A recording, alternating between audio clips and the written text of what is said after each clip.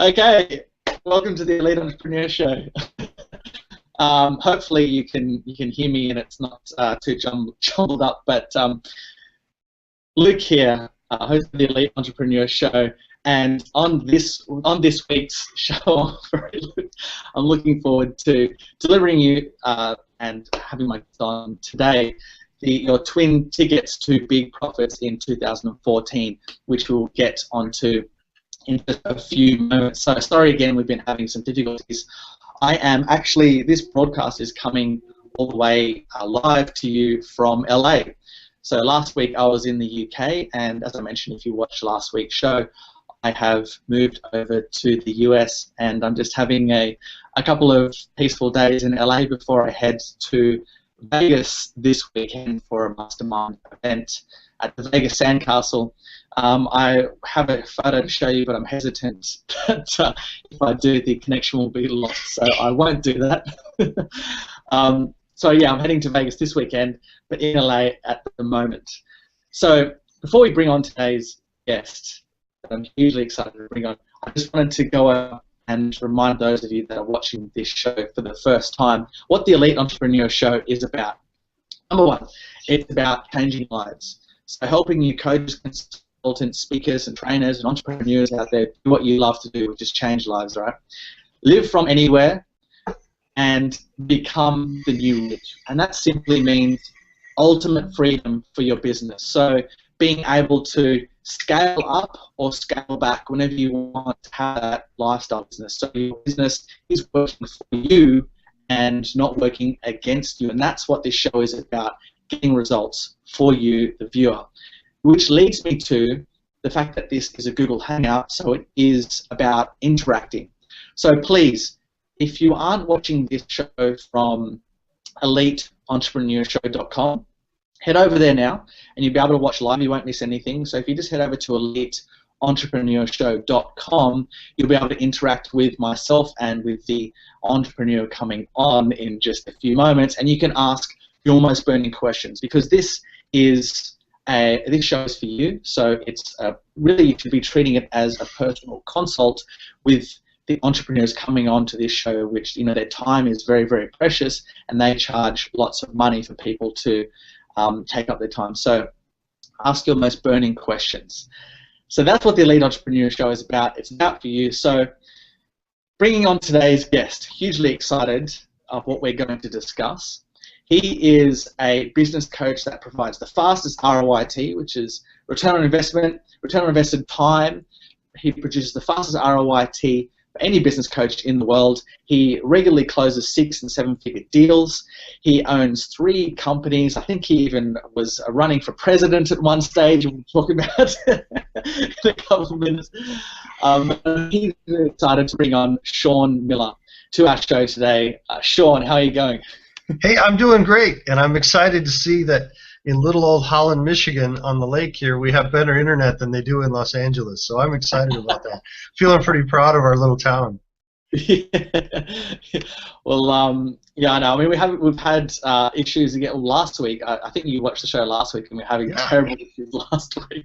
So I'm praying that the people that are watching, it's not all jumbled for them, and they can actually understand my my quick talking and rambling. Yeah. Well, I can hear you clearly. You're moving a little funky, but it looks kind of neat. It's kind of like a cool Instagram effect going on, so it's okay. I think that's just generally how I move. I don't think that's not the intent at all. All right, so to get into today's show, I always kick it off with kind of a confronting question at the beginning of the show, because we're talking about posturing, positioning. Yeah. The viewers' twin tickets to big profits in 2014. So first of all, my question is, so we kick off the show, Shawn, what gives you the right to call yourself an expert in posturing and positioning? Yeah, absolutely. Yeah, right not. Right, just poke, right here. So what gives you the right to be an expert? Well, I do, right? That we all give ourselves the right to declare ourselves an authority, and that's an important thing. It's we need to understand, and I think we're gonna get in this if we get the chance, Luke. Is we determine that we want to be, if we decide we want to be something better, and we want to take a strong position in the marketplace. First, we have to have the mindset to declare yourself as such, and believe that, and to think that and believe that, and so that you can begin to manifest that as a reality for you, right? So that's my funny answer is, you know what, I decided I'm I'm the authority. But the reality is, I've been involved in business a long time. I've probably been in business longer than you've been on the planet, and that's an affront to me, not you.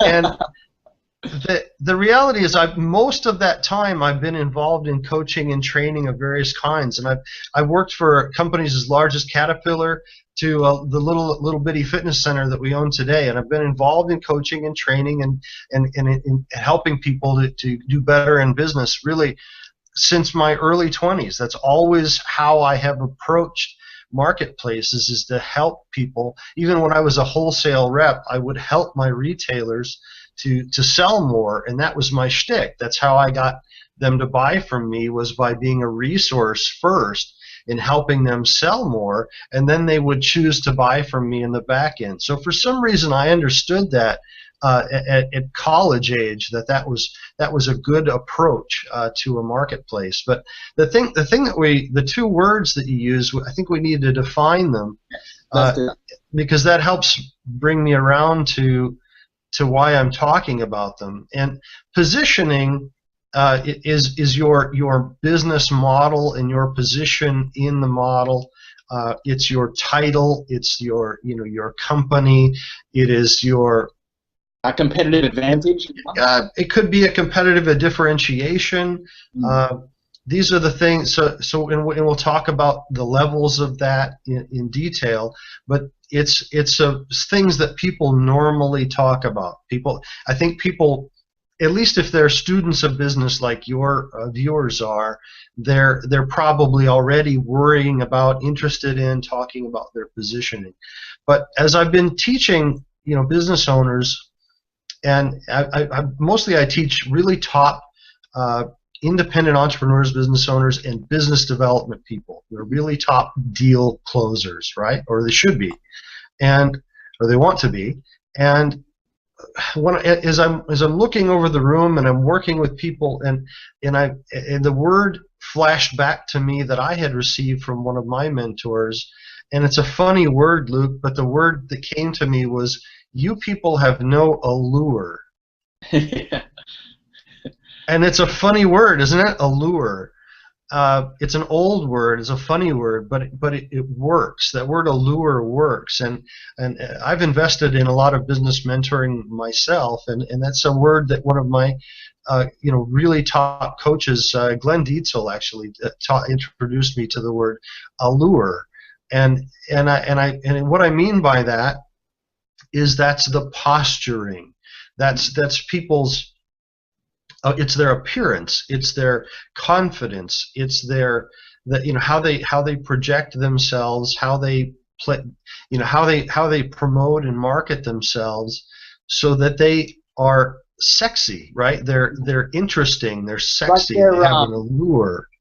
Like the way I see it is kind of like their magnetic qualities, what draws people to them. Yeah.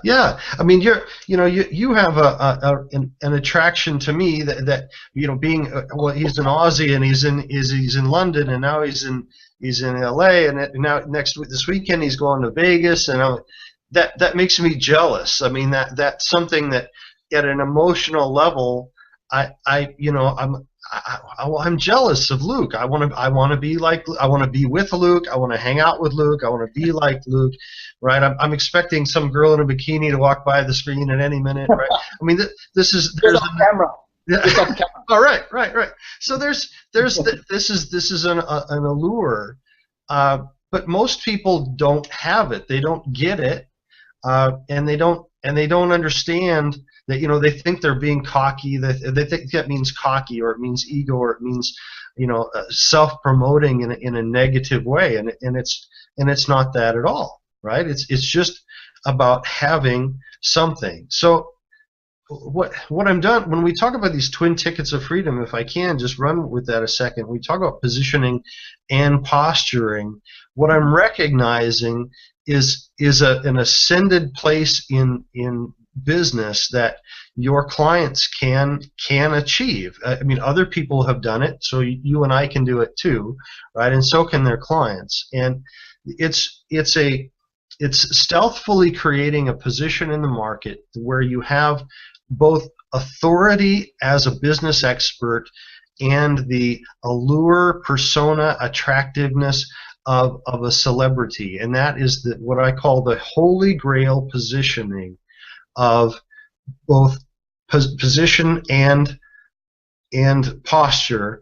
And we see this in people like Steve Jobs, who has passed, right? But the sort of ultimate model of personal branding and company branding and creating a celebrity persona around a business leader that transcends their business and yet is hugely powerful and beneficial to their business, right? So them as their own personal brand, as their persona, would Steve Jobs ever be treated like a salesperson? Mm-hmm. If he wanted to call on Samsung to do a deal together, would he get the runaround from their gatekeepers? No. All right. I mean, it's a very, very powerful place to be. So I ask just to imagine if you will, that you had that type of allure and what power that would bring to you. Is that clear just in terms of the setup? Yeah, so we're talking. So you're going a bit into detail about what posturing is, like going down into and what you do different with your business is helping people to combine the posturing and allure, which is more like that celebrity factor. Is that what you're saying? Exactly. Well, and that's exactly what our system does, right? So when we're working through to create that celebrity CEO, it's for business leaders or business advisors like you and I that they don't want to be treated like a salesman, right? They don't want to go through that. They want to have they want to be able to have people move immediately into a profitable relationship without having to get jacked and jerked around. And the other thing they want is they also want clients that will treat their advice with high respect and high regard and execute, right? So that's another side for someone who has that coach or trainer teacher mindset. As you said a minute ago, they really, really genuinely want their clients to be successful. And that's another benefit of having it. It's not just a sales benefit, but it's also having the benefit then to influence others to get them to do. If we're really being honest about ourselves as trainers, we're talking about compliance, right? And the clients are going to be compliant. They're going to do what you're asking them to do, and to have much better results from working with you because you present with allure. And that is really it's a convergence then that has a lot of power and a lot of benefit.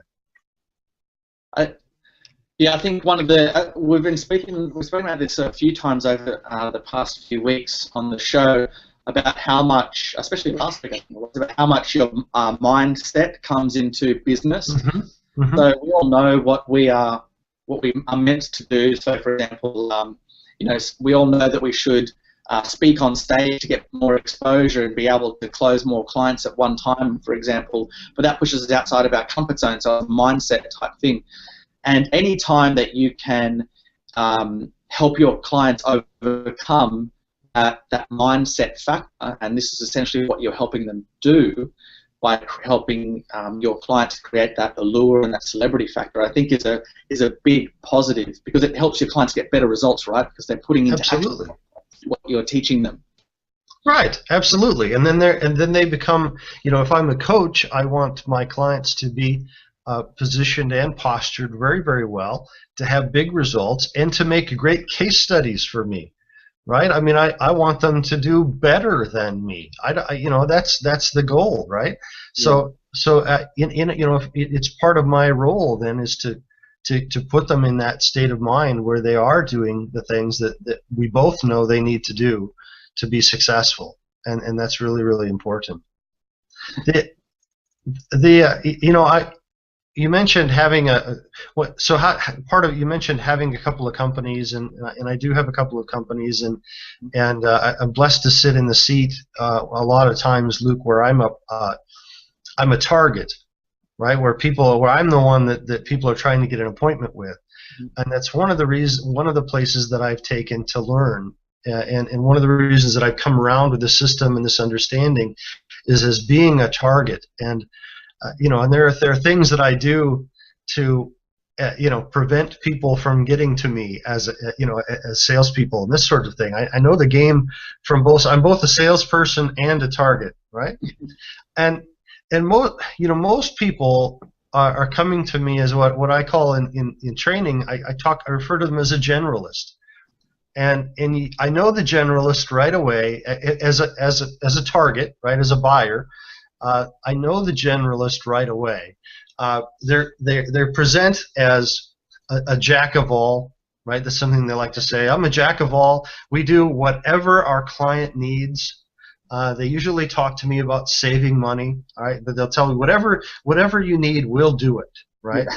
Yeah. And they really mean it, I think, right? And they really mean well. And I don't mean to sound rude in putting it this way, but people need to understand what their consumers are thinking, right? So that they can get better in business. And as a buyer, as a consumer, it may be hard for me because you're such a nice guy, but the reality is, if you're coming to me as a generalist, I'm going to avoid you. I'm going to block you. I'm going to elude you. I might even delegate you to somebody who basically is going to waste your time, because you're just swimming in a sea of sameness, my friend. Right?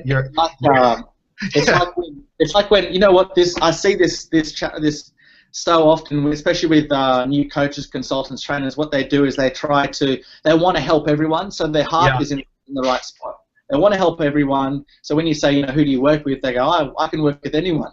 But as you just mentioned, when you're trying to speak to everyone, you really speak to no one. No one pays attention to you. Absolutely. And you say stuff like, I can help you save money, or I can help you get results faster. I mean, that's the base. That's what all services, do. But you really need to know how to speak really specific to their problems. So. For example, I know one of the challenges of my market is that new coaches, when they first start, what they will say is to me, and I hear this over and over again, is when can I just stop marketing and selling? When can I do what I love to do and coach? So I use those words in my marketing material, letting them know that I'll help them stop marketing and selling and allow them to do what they really love to do. So I use their words in my copy, speaking to their specific problems. Nice job. That's great. That's a reflecting back, and what I want to do is I just want to close that thought on being a buyer when a generalist calls on me, then, right, or I hear a pitch from a generalist.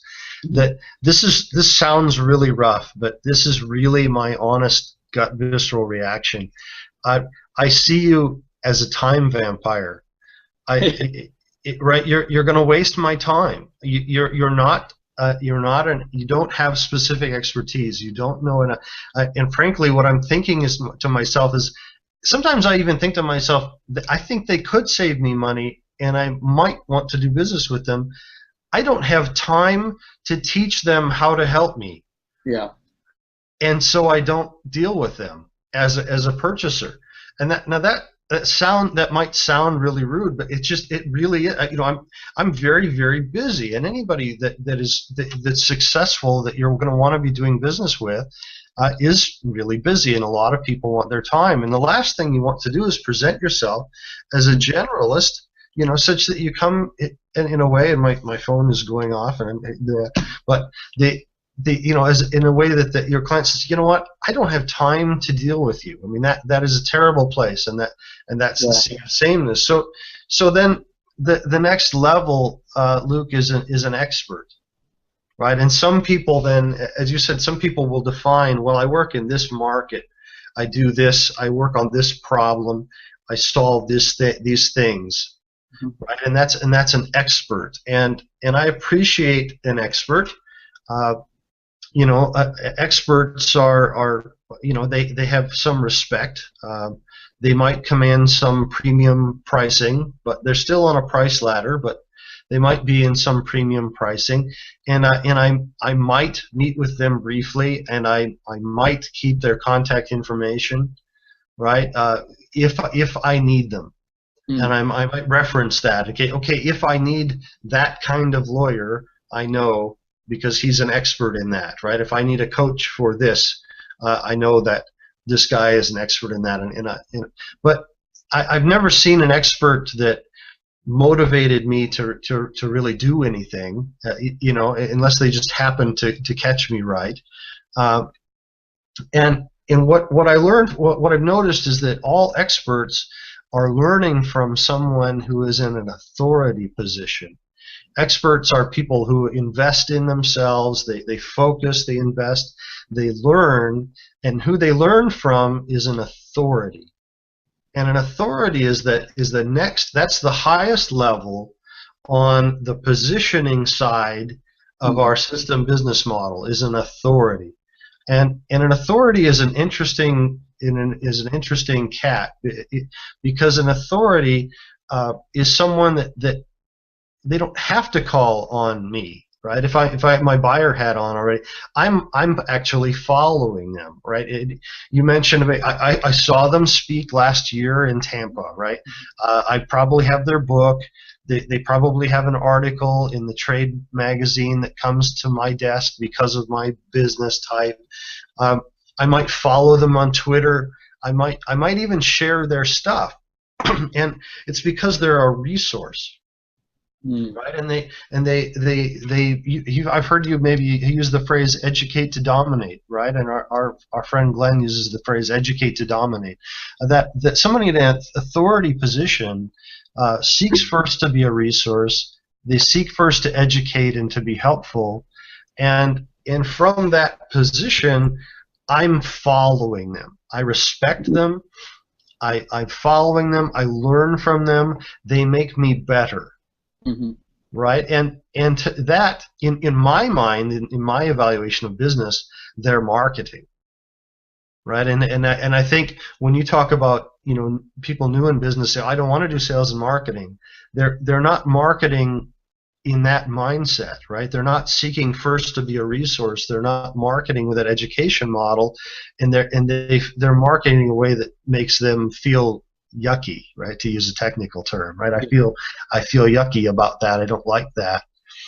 But if they were to simply take that expertise that they have and communicate it in a powerful way, and begin to grab the authority position, and many people have done this, and it's proven. It's a process, right? I can tell you exactly how to do that. You can tell me exactly how to do that, right?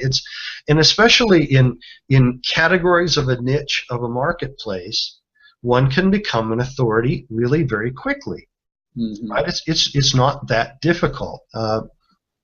And like I say, it's proven, it's predictable, it's a process, and you and I have done it and can do it. We can show other people how to do it too. So, but it's not as difficult as someone would expect to be an authority. But what's interesting about it is then, what can one, if I put my sales or my prospect hat on again, that authority that I'm following, who's teaching me, like we have a fitness business, right? Where the guys that's teaching me to be more effective in running my fitness company, one of them will send me surveys from time to time, and I will make a priority to fill out his surveys for him. And then and sometimes then he'll invite me into a webinar or something where he's going to go over the details and talk to me about what's happening in industry trends because of what he's hearing about in the survey. And if I don't do the survey, I don't get to be on the webinar, right? And I've been trained by him, right? And I do what he asks me to do because he's an authority and he's a resource to me. He makes me better. And then from that, what actually happened one day is the guy contacted me and he said, "You know what? You've been very responsive. I'm impressed with your results, and I'm interested in having you involved in my high-end inner circle or a mastermind group for the industry." Mm-hmm. Now he's now selling me something, right? Hey, there's an investment to this, and I have to go there and everything, right? But I didn't see it that way, right? I felt honored, yeah, that I was being contacted by this person who is an authority to me, and in being invited right into and what he had done, what he just before you go on, yeah. I just want to just point out something really important. Where when you become this authority, you don't need to sell anymore. Like you get to choose if you want to come into your own programs. And for people, what's so important, not only do you have to sell, you get to speak about the create just a minute. You then get to very strategically and comes into your program. They are wanting to come, as Shawn just mentioned, I assume, Shawn, this mastermind is not a low investment. It's probably quite high. Yeah. But you didn't see it as a cost. You saw it more as an opportunity. Am I right? That's exactly what I was presented in my mind, an opportunity to be close to someone that I saw as an authority, and to be then interacting with other people that I perceive, because I think of myself, fairly highly. I assumed he was complimenting me in my invitation, and I assumed then I was going to be able to interact with other good business people in this environment as well as that authority. And I think, well, this guy is going to make me better. And that investment was something then that I needed to figure out how to do. I needed to make a priority of getting to that event, and figuring out how to make that investment was important. And this is something that one can do as an authority that doesn't feel like selling at all, right? And I think from one doing it, it feels like monetizing the positioning that you've created. Is a way that I kind of look at that. I've invested a lot of time, energy, and effort to be this authority and first to be a resource. Now it's time for me to monetize that and benefit from it. And that's not selling, right? Really, but it is positioning for the ability to close very high-end deals and to close them in a way. Luke, it's just doing business by a different set of rules, isn't it? Yep. Right? Yep. And what most people do. Let's actually, speaking of business on a different set of rules, what I want to do, Shawn, is we'll speak about some of the techniques that they can use to become better postured and create better allure in the marketplace. But first, I just want to touch on something that you do. Something that makes your company really different about playing by a different set of rules, and you kind of mentioned it a little bit a few minutes ago about working on a different pricing, working on that, the old school pricing ladder, and flipping the business funnel. Yeah. Because I wanted to touch on educate to dominate, because that's really important. Educating your market is really important if you want to be able to flip that business funnel. And what I might do is I'll let you explain to the people watching what flipping the business funnel means. Do you want me to diagram it out, or do you have any paper? I've got some paper here if you want me to diagram it out whilst you're explaining. Yeah. Well, yeah. You've got a traditional business funnel, and especially if we're talking coaches and people that hang out on Google Hangouts and online, and these you've got a traditional business funnel. Looks like Is one that, yeah, and what we intend to do, right, with that is contact many people, or touch many people. This is traditional, various aspects of traditional marketing and advertising, and attempting to get those people to make a small investment, to pay you, to buy a book, or to attend some low-end something, and then the model, in the way that designed, Luke, then you're gonna come back around, and you're gonna ask some of those that bought last time to buy at a higher level, right? And some of them that bought the next time, at that time, to buy at a higher level. The trouble with that is that it requires, there's two things that are broken about that, and the biggest one for me is that it requires a huge funnel. It requires huge numbers of people, in huge numbers of contacts, to be able to break through, pattern interrupt, communicate with somebody that you're something of value, and get them to begin to walk down that ladder. Right? That's really challenging. And the latest numbers I've seen is an American, anyway, and this is all over the world, I realize. So, but it may be true elsewhere. I know it's certainly true in Asia. It might be worse in Asia.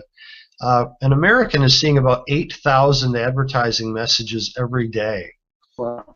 So for you to for you to be able to fill that funnel requires a massive investment in advertising to be able to do that. And then as you begin to walk people down, the statistics tell us that you lose about 70% at each of those steps. Right? So if you're stepping, laddering down through that funnel, Luke, you're going to lose about 70% at each time. So what we find is by the end of the, walking anybody through what most people consider high end, let's say it's $500 an hour or something that they consider high end. By the time you walk them through that high end, your cost per lead acquired, right, your actual customer value, and mostly it's like $28 usually. I mean, it's just not very much, and it requires a lot of effort. And if you talk about flipping the funnel, right? When we talked about my fitness authority, flipping the funnel there, right? So when we flipped the funnel, my business authority had vetted me, right? He had a process. He was vetting me, right? He was checking. He was educating me, and then I was complying with his, by filling in his surveys. I was complying with him. I was telling him about my business. He knew that I made a little bit of money with that business. He knew that I read his stuff and I did what he told me to do. Right? He knew a lot about me and knew that I was a high-end candidate, and then offered me, the first thing that he offered to sell me was into a high-end experiential engagement. Right? So he flipped the funnel on me through that educate to dominate model, presented himself as somebody of real value to me, and then got me to invest in a high-end service. And that's what you can do with authority positioning. And I can tell you, I have this funny phrase, Luke, but it's absolutely easier, I always say, to get 5 people to pay you $100,000 to solve a specific problem than to go sell 500 $10 books about that same problem. Yeah. It's easier. It's easier. You've got to know how to speak to their specific problems, though, to do that, and how to educate them properly. Absolutely, and it's more fun too, by the way. Which I'm trying to have more fun in my work. This is very important to me. So, do you want to talk about posture? Do you want to talk about the other side of this thing a minute? Yeah, I do. What I want to get into is, so we've spoken about why posturing and positioning is important in creating a lure. Let's speak about how the viewers will go about doing this, some specific step-by-step techniques. The first one that I want to mention, which we've kind of already spoken about, is having your own vetting process. Yes. So for the people watching, you should know who your ideal client is, who you'd really love to work with, and from there you create your own vetting process, and therefore you eliminate other people, and this gives you incredible posture and allure. So what I mean by that is it makes when people that are successful are not desperate for clients, and that's how you have to come across as well. You have to let your potential clients know that you don't work with everyone. You have a vetting process that they have to go through, and once they get through that, then if it's a good fit for the both of you, then you will move to the next step. But they have to know that you have a vetting process. Mm-hmm. So absolutely. Yeah. So what's some of your vetting process that you have your clients go through? Well, and a great example, we just went through a one-day intensive, right? And I invited some folks that I thought were good prospects to come to a one-day intensive, and I had them invest a few $100s to do that.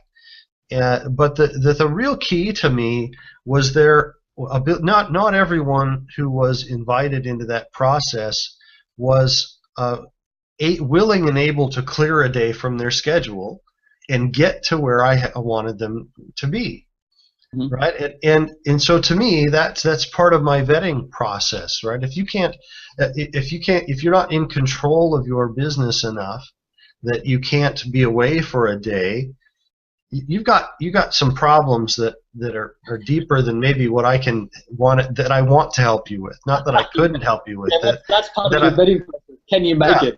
Yeah, it is. And there was a guy, and I'll tell you, I just did one of these the other day, and there was a guy that I wasn't real sure about. And you know what? As I was driving to the boardroom where we were meeting, he texted and said he couldn't make it. Yeah. And I said, "Yep, yeah, you're right. You can't make it, and that's okay." Right? And I don't mean to be rude at all. I said, you know what? Because it's just going to be too difficult and too much work, and that's okay, right? Yeah.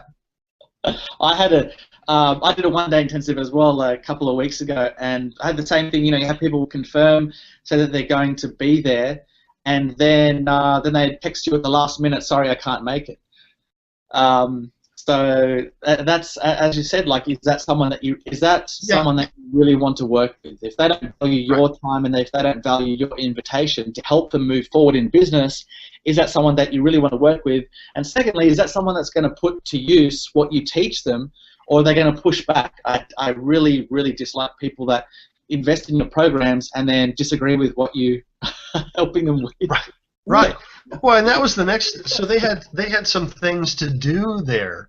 I made sure that it wasn't just an educating day. There was also some time where they had to do some exercises and they had to do some things, and I watched them very carefully. And in my mind, at that point, they're vetting themselves. And if somebody's too shy to do the exercise, they're not going to be a good implementer for me as a client, right? And so I'm watching those things, or if they're on the other hand, there was somebody that was a little too shy, and there was somebody that was a little too good to do the exercise, and what?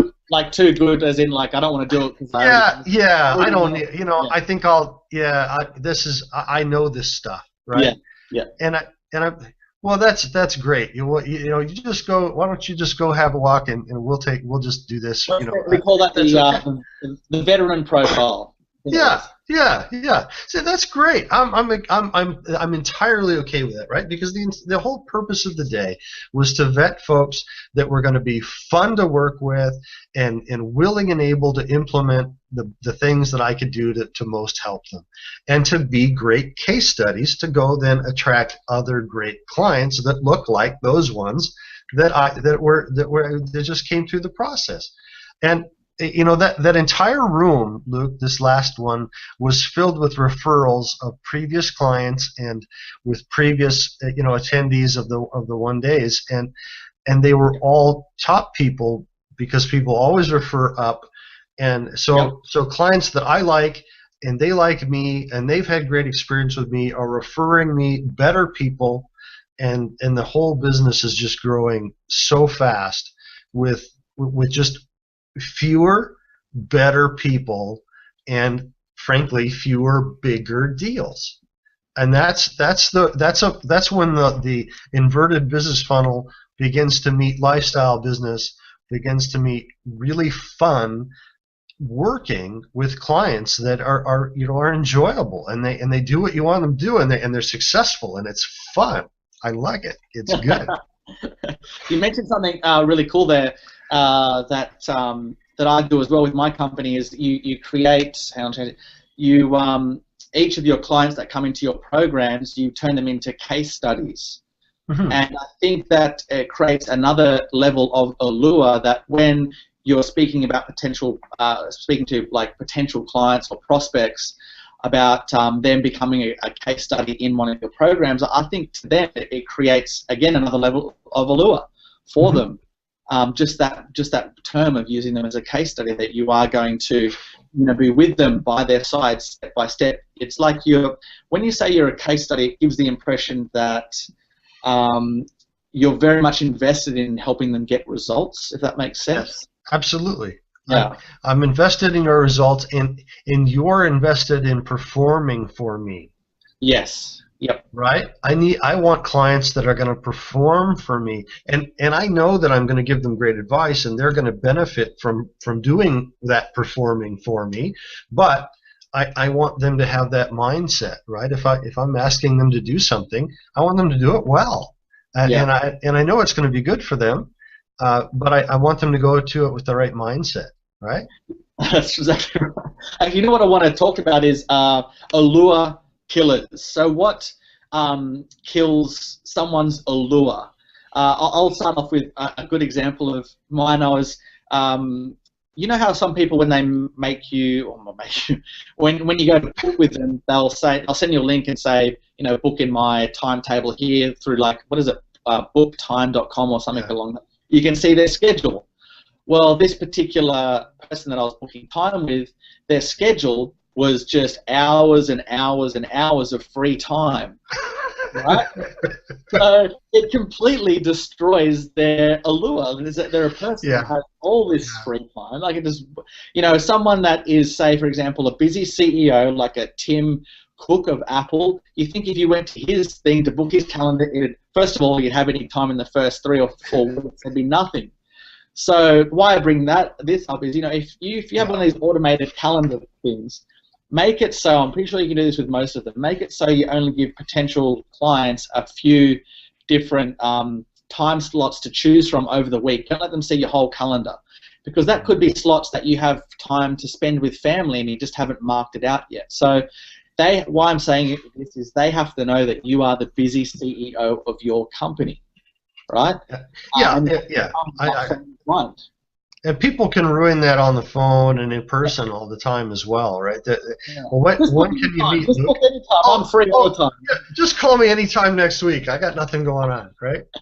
Yeah. So what do you see as like allure killers, I guess you could call them? Well, that's a great one, right? That's a great one. You want to control, as part of the vetting process is controlling the situation and saying, you know what, my time has never been in higher demand, and I don't you don't want to project. You don't want the new answer to how are you doing, Luke? At least in the U.S., the new answer is busy. How you doing? Busy. Right, and there's this constant thing. Well, I'm overwhelmed and I'm busy, and it's kind of pathetic. But the reality is, when somebody's asking, let's say for something in an appointment, it's about to posture properly. It means what my time has never been in higher demand. But Luke, I like you and I want to make you a priority. If you could contact me at 3 o'clock on Tuesday, I'll make you a priority and we'll speak at that time. Yeah, that's Right? very And then cool. I Very cool. control the situation. I offer you a time slot that I like, but I'm controlling, right? And if you can't do that for some reason, that's okay. You can come back to me and say, "Oh gosh, I got to wash my hair then or whatever," right? But but you can come back and you can and you can negotiate, but you offer them something. I mean, this is the you understand this lifestyle design thing, right? This is if I don't if I want to work if I'm a night owl and I really like to work in the evening and that's a really busy great time for me where I have a lot of energy, then you say, hey, you know what? Why don't you call me at 8 o'clock, right, on Tuesday, and that's and you design what you're wanting, right? Uh, there's all kinds of things here to where you use it, and that's languaging. Hmm. And this is kind of high level stuff, but I was just with a client this morning that's a business. It's a very, very traditional automotive manufacturing type business. And they were going to the UL people, which are the ones that register devices that they're safe, right? And he was asking me if that's something they should communicate to their customers, that they're taking a new product to UL. And I said, absolutely. And here's what I want you to say. I want you to get some pictures of you presenting to UL, and I want you to show those pictures to your clients, and I want you to tell them that we're here today meeting with the UL because they're interested in our company and they want to see our new products. Hmm. Right, and I said, now, did you hear what I said? As opposed to, we're going to UL to demonstrate our new product and ask for their approval.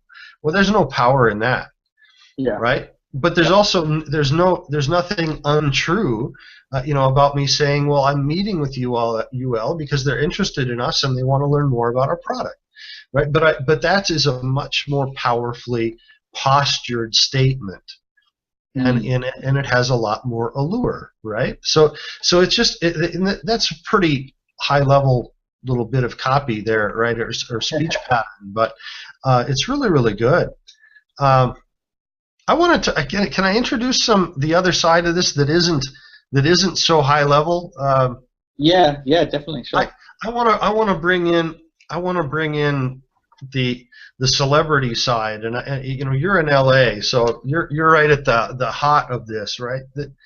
This we are just celebrity obsessed, and it's ridiculous, and I think of like somebody like these Kardashians, and I don't honestly, I know Kim Kardashian is attractive.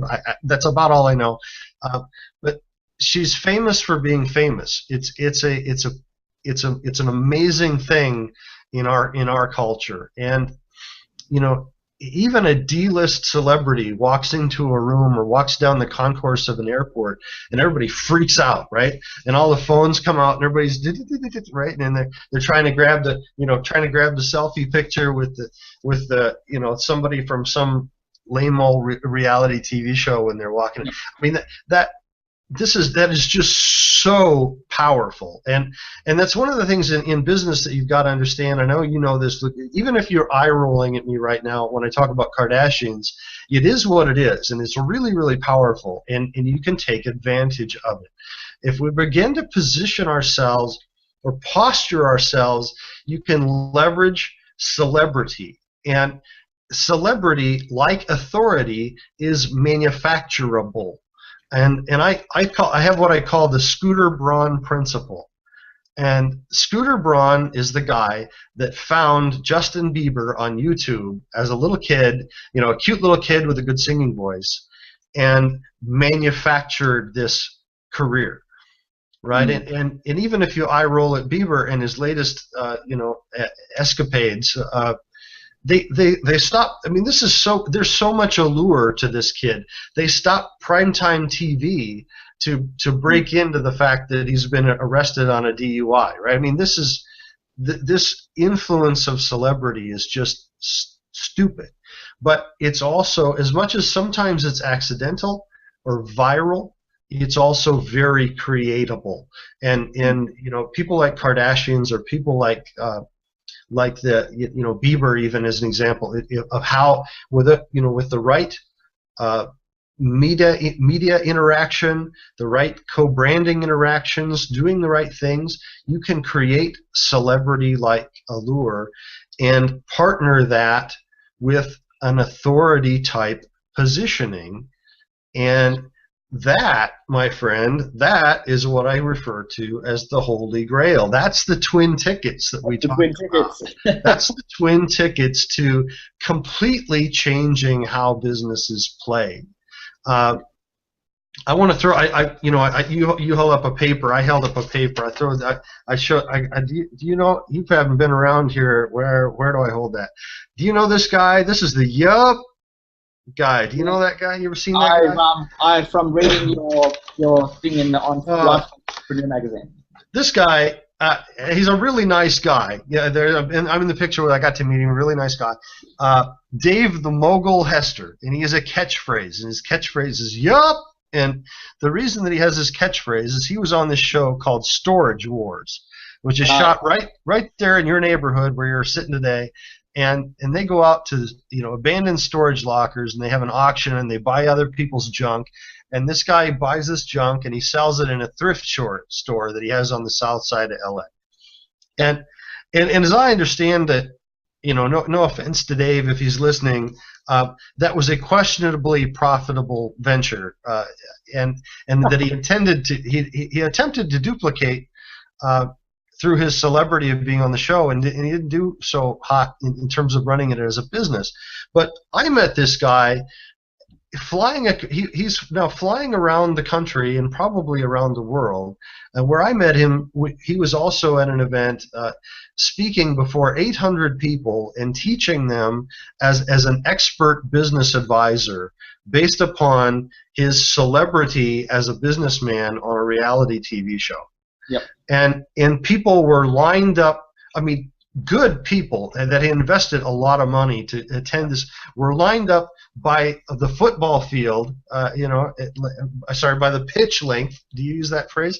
By the length of the pitch to get their picture taken with this guy. And it's just an extraordinary thing. And so when you look at the type of people that are on Shark Tank, and you talked about Jobs, and you talk about Branson, and you talk about Donald Trump, you're seeing a level of business authority tied with celebrity that in our culture will literally open any door, offer up any partnership opportunity that you want, any investment opportunity that you would want, and anybody that you wanted to bring into your inner circle, right, into your mastermind, into your inner circle, into your advisors, anybody that you wanted to be around with that type of momentum in the marketplace, a phone call. Yeah, I'll be there, Mr. Trump, right? What time, and there's no question, right? If my phone rings and it's Trump, I'm going to be there, right? It doesn't matter when, where, or what. Or I had to put him on hold because of the show. It keeps flashing. My phone keeps flashing. But Shut up. Right.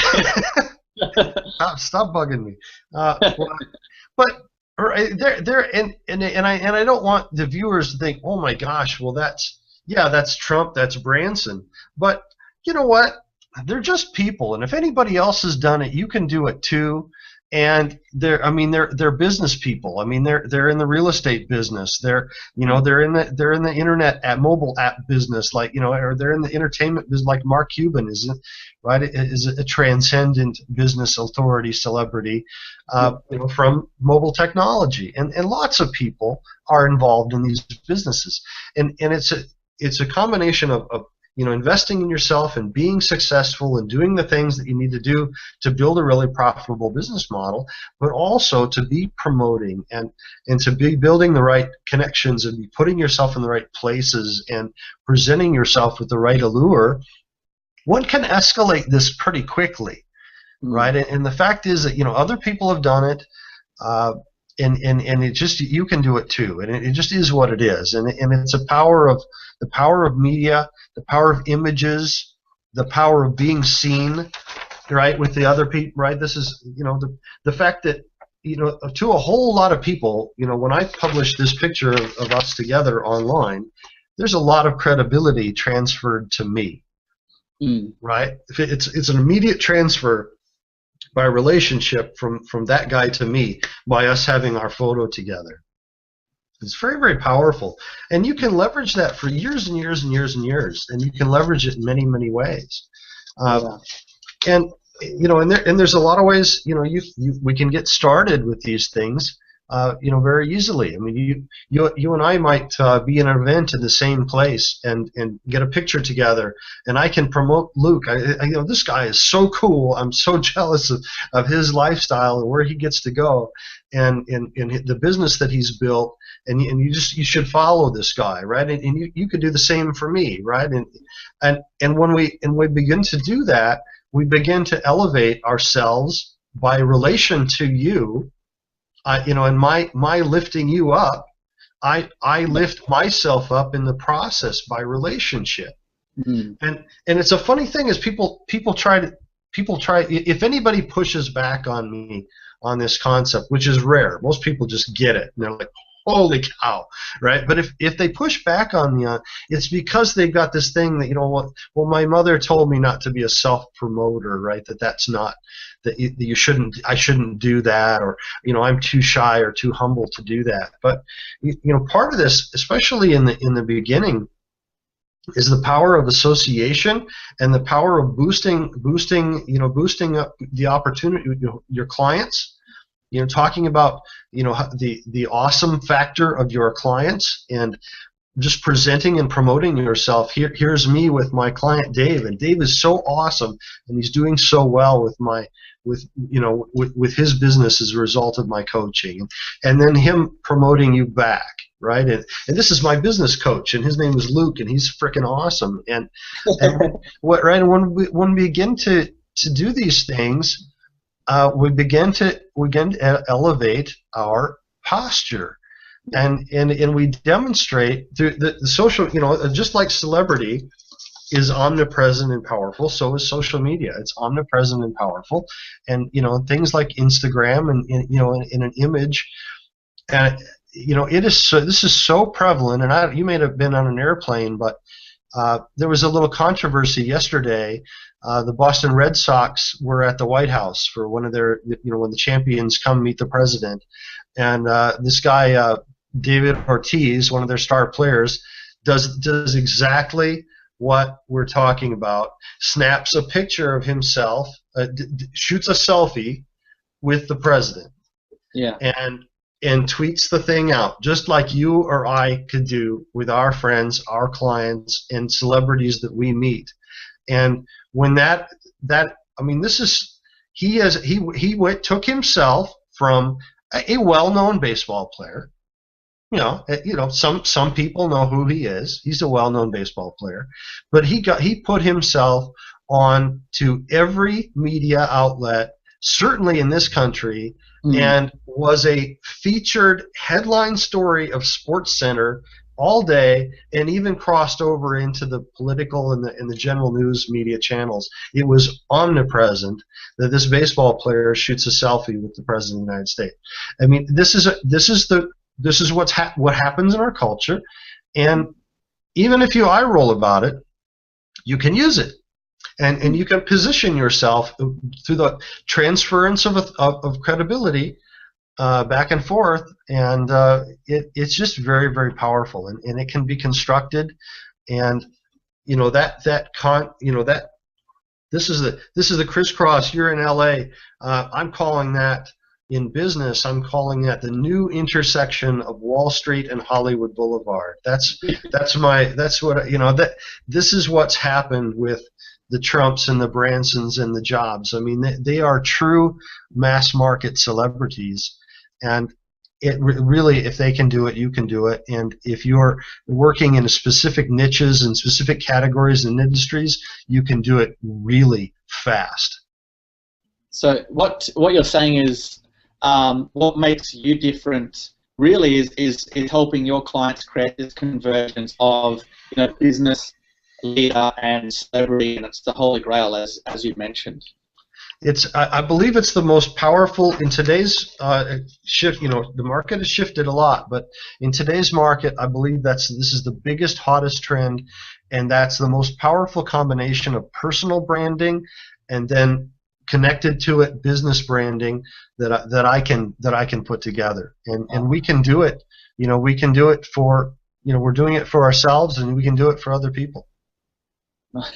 Well, Shawn, can you tell for the viewers watching, tell them how they can find out a little bit more about you, where they can go Sure. to help them create this this new holy grail of convergence for themselves and their business? Well, I'll be walking the red carpet, and you can.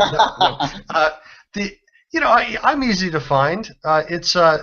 I think on my little lower third screen, you can find me on Twitter, and I'm Shawn M. Miller, SHAWN M for Michael Miller, and I'm pretty omnipresent on social media. I had an interesting thing the other day. I got a note from the people at Cred, and Cred tracks social media influence, and they said I was in the top 5% most influential people on Wow. social media in the world, and I was pretty surprised by that. But you know, if you want to learn, you know, about what I'm doing and watch what I'm doing and connect, I think social media is a great place. You can find me on all the channels. It's Shawn M. Miller. There's a ShawnMMiller.com, and you can connect through me through that as well. Thanks, man. Thank you. I appreciate you coming on the show. I really do. What an amazing interview. For the viewers watching, what my biggest aha moment for today was simply what you just mentioned, Shawn, what you just went over, of how these business leaders are also not only great at business, but they come to that celebrity status as well. And yeah, my biggest aha moment was just being able to combine that with creating lure. I mean, if you can help people do that, that is a huge point of differentiation for you. That's so you know, amazing stuff there. Maybe what I do for all of the entrepreneurs coming on the show is ask them this final question. What I want to know is, what do you think is your secret to success? Well, that presumes one's successful, right? But you know, I think, you know, and nothing's ever, I never achieve enough. I'm always looking for the next level. You know, it's having great mentors. You know, investing in great mentors, access to people that can help me, whether I invest with them or not. But having investors and, you know, having mentors and people that help me. You know, there's a phrase: "There's nothing new under the sun." You know, so the key is to take those proven ideas from other people that are successful, and then to do something with it, right? To implement, to take action. And you know, a lot of people know a lot of things, but they don't do anything with it. So I think that's the key to those that are successful, and that's the key to my success, right? If we go to an event and I'm taking notes, that means those are things I'm going to do, and I will do them. And so, you know, to you, Luke, and to your viewers, you know, invest in those people that can help you, and seek out mentors and folks that are proven to be successful, and allow them to help you, and then do it, right, and implement it, and don't. For those of you that are still watching, if you are, we had some technical difficulties with Google+, but Shawn is not on the line anymore, so that is the end of today's show anyway. What I wanted to do is thank Shawn for coming on the show, really amazing interview, and thank you to those of you that have tuned in and taken the time out of your day, out of your week, to come and watch the Elite Entrepreneur Show to help you create that lifestyle business. I look forward to seeing you again next week. Remember, it's the same time each and every week, EliteEntrepreneurshow.com. It is at 12 p.m. PST, 3 p.m. EST, and 8 p.m. BST, which is British summertime. So look forward to seeing you next week. And, thanks for tuning in. Cheers.